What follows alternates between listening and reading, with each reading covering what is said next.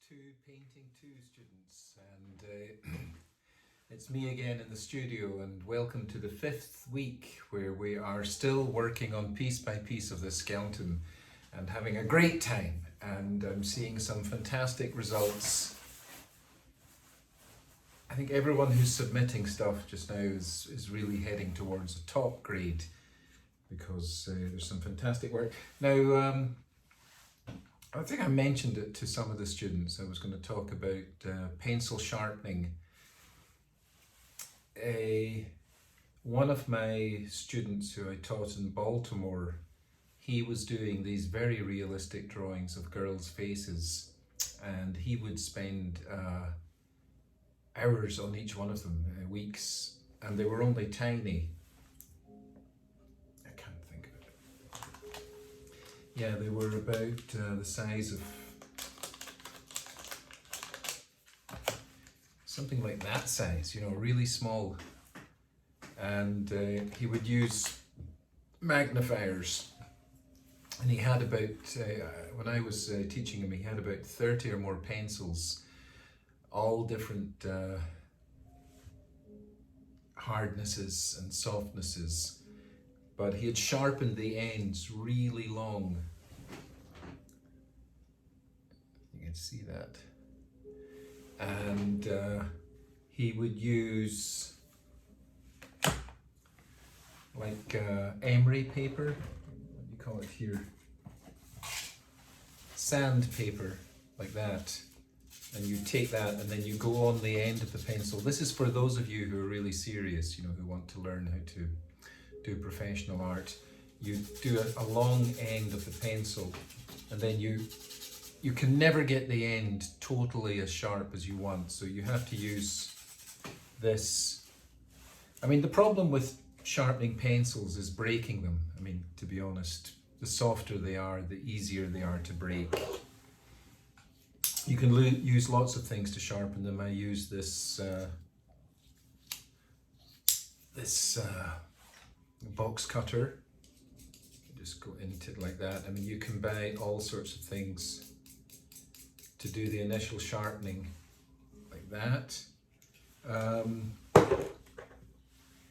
Just an ordinary sharpener can do some people. Cheap ones. I think this thing is maybe about 50 cents. And let's see what it does.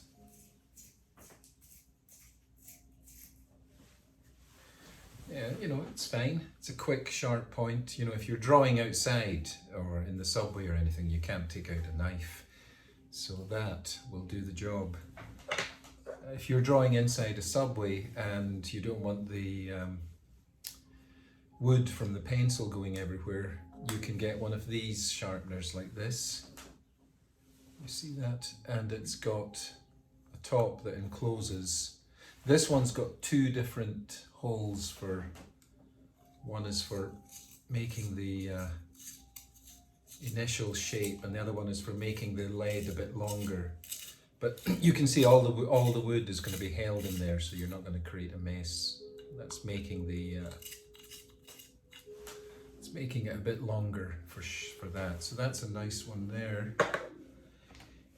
And one I bought last semester, which I've got to admit I probably should not have, was this thing here, which is from, I don't know where it's from, Denmark or somewhere like that. And it's this, it's like a little wood plane, except it's designed for sharpening pencils. Inside here, this bit, if you can see it, you unscrew it, and there's a little metal razor blade you put in there. There it is. And then you can use that to sharpen pencils. Now, I probably would not buy that again because it looks good, but you don't really need it. Sometimes in art you end up buying things that you don't really need because you like the look of them. If you are working really quickly, also with coloured pencils, if any of you are ever going to do work with coloured pencils, you find that they break quite easily. these can be quite good, these electric sharpeners. Now, I've just bought this one, so I haven't set it up.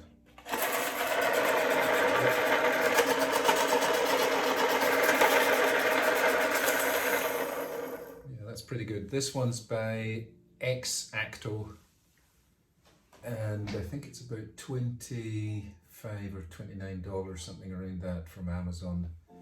And that's good if you're doing a lot. In a classroom I would have this one, so people can just sharpen away without knives flying around everywhere or the possibility of someone cutting themselves. So that's another good one. So there's lots of different things you can use for the sharpening process, because it's important to keep your pencils good. Now this week we are going to be doing the pelvis. Now that is going to be easier than the rib cage somewhat, and you can think of the pelvis here as here he is, Fritz's pelvis. It's a kind of butterfly shape. You know, there's the wings here, one wing, two wings.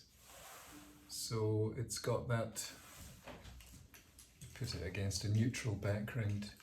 It's got that shape of a butterfly with the central hole and then joining together at the bottom. Okay, behind it you can see the sacrum through it. This is the bottom, the coccyx, the bottom of the spine, this area here. So let's see how we draw that.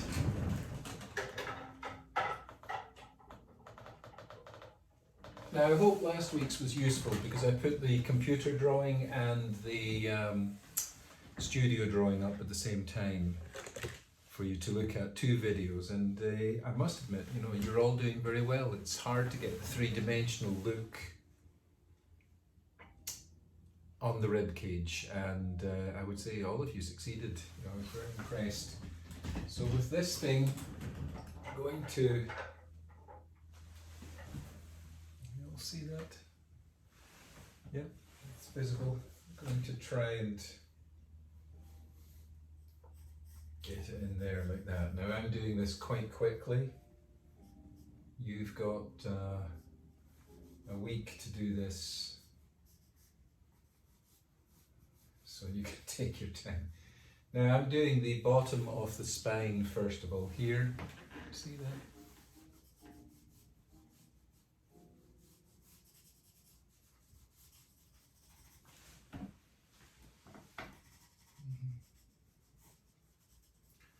And I'm just going to do it quite loosely. I'm not going to go into kind of immaculate detail at this stage, so you can get the impression of what we're doing. Now remember the old golden rule that I always say is to start loose and finish tight.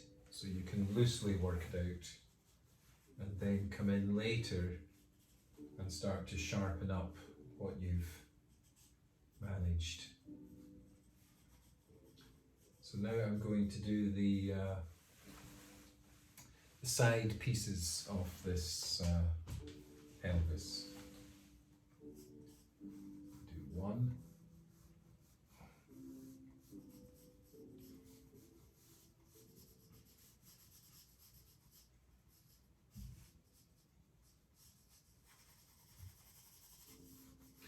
Now, you know, with pencil drawing or anything, there's lots of different ways of approaching the shading.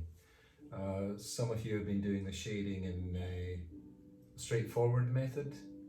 I like to see the shading done in a, for me, you know, I like it to be very organic, you know, and feeling like it's real. Some people like to do shading just with lines, you know, like this. It's called cross-hatching. You've probably heard of it. And that's one way of shading. It's never appealed to me because I find it looks too much like a machine. But the beauty about drawing is every single human being has to find their own way of communicating with drawing. You know, it's entirely up to you.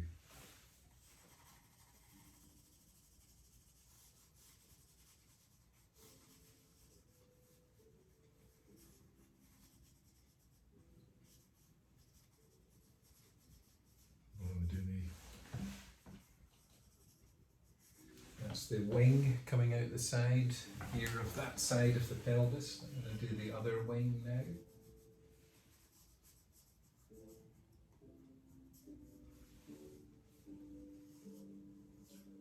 Try and make them about the same size. There's one or two of you, in the drawing of the rib cage, you'd have one shoulder really big and one shoulder really small. These are important things to observe when you're drawing. Try and keep the proportions accurate. Later on you can play with proportions, but as you're learning, I think it's good to kind of set yourself a standard and try and keep the proportions accurate. Says he, with two different sizes. It's not easy.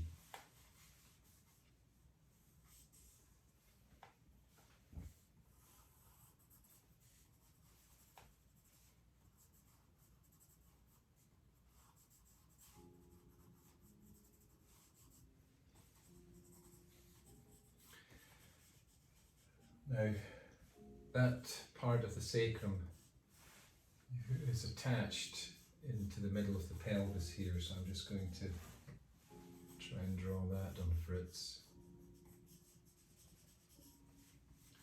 And it's got discs in it. These discs are what allow your spine to bend back and forth. And they are flexible. They're like kind of shock absorbers and movement facilitators. There they are, they're in there, in the discs or in the spine. So I'm going to create the space here where the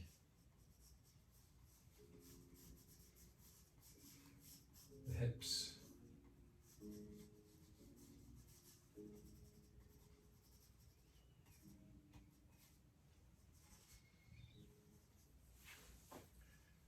down here, this bottom bit of the pelvis, which is opening up into two more holes, kind of. They're like the bits of the body of this butterfly shape, so to speak. I hope you know what I mean when I'm saying a butterfly, the two wings coming out.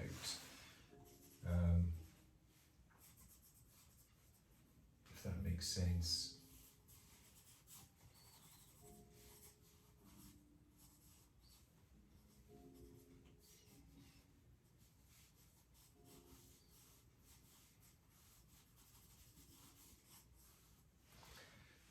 There's the bottom.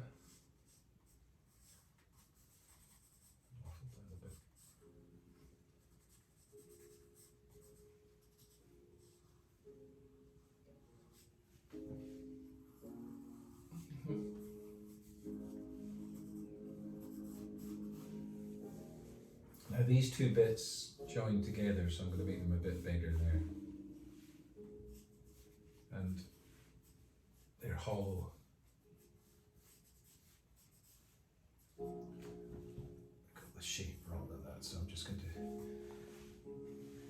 change it.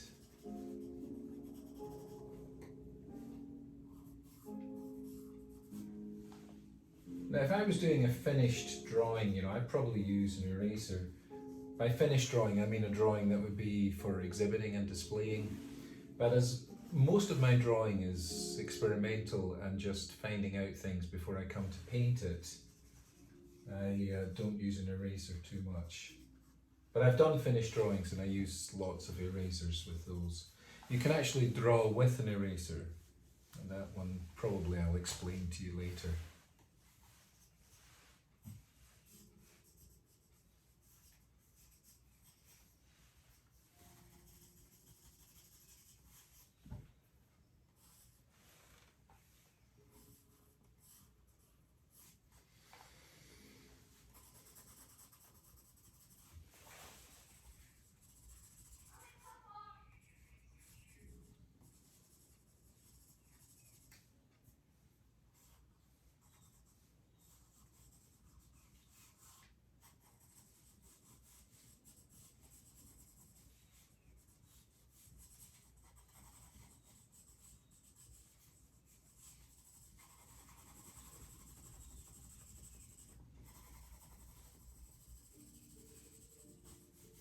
trying to get some sense of the solidity of these things. I've done that like that because the hip socket is going to be here at the side here. There's a hip bone going in there. We'll look at that next time.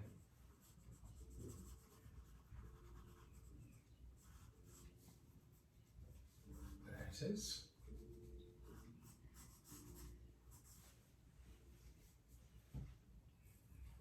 Now I'm using a pretty soft pencil. It's an 8B, and I'm using it because it lets me shadow and then it lets me go in very hard when I want to create a different sharpness on the drawing.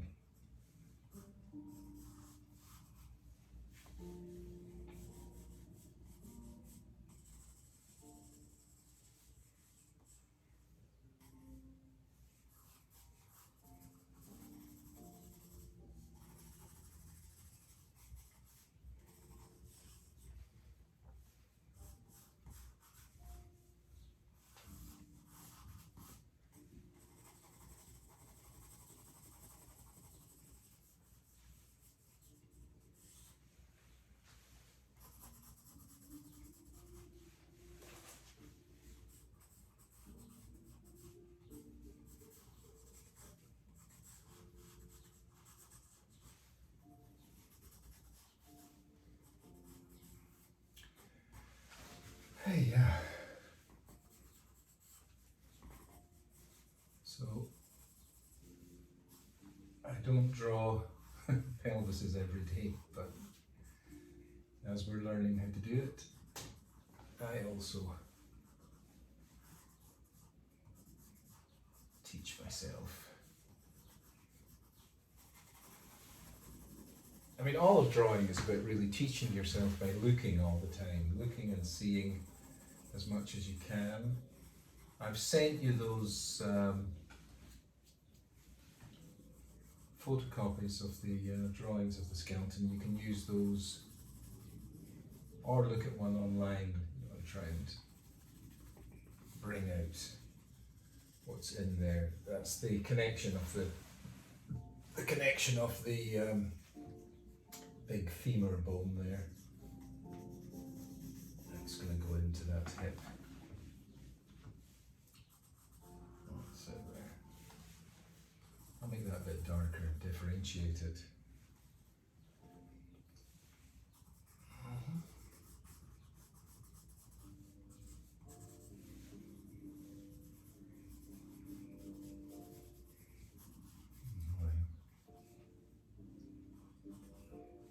You know, I think some of you will do even better than me at this, you know, judging from the excellence of, you know, a lot of your artwork.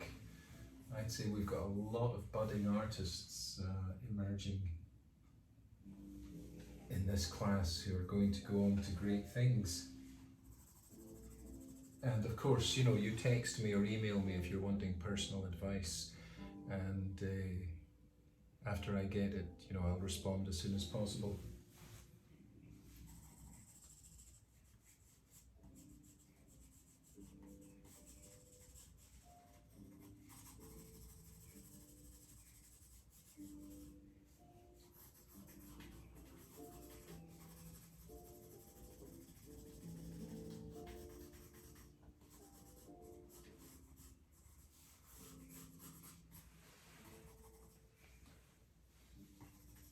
I'm going to talk about the legs next week, so I won't go and do too much of those, but I hope this gives you a rough impression of doing it. You know, I'm not expecting, you know, things that a surgeon could use to perform surgery on the hip, but you know, just do your best. I mean, a basic understanding of what's going on there is all that we're looking for. And you know, it's a drawing. I mean, it's an art drawing. It's not a medical drawing.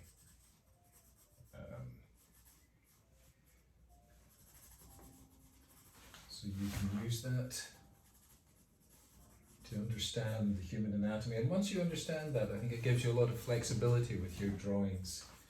You know, whatever you're going to do in the future, because you are a human and you have anatomy, you are going to be always aware of your own body, and that awareness will come into your drawings and paintings and make you a deeper artist, you know, a more hopefully profound artist. I mean, if you haven't learned how to draw such like, I don't think your art can be really that good, you know, because it's lacking something and you're covering up what you're lacking with decoration and show. But basically what's there is a lack of skill and ability. So it can cause, you know, you can trick a lot of people with that, but you really are only tricking yourself.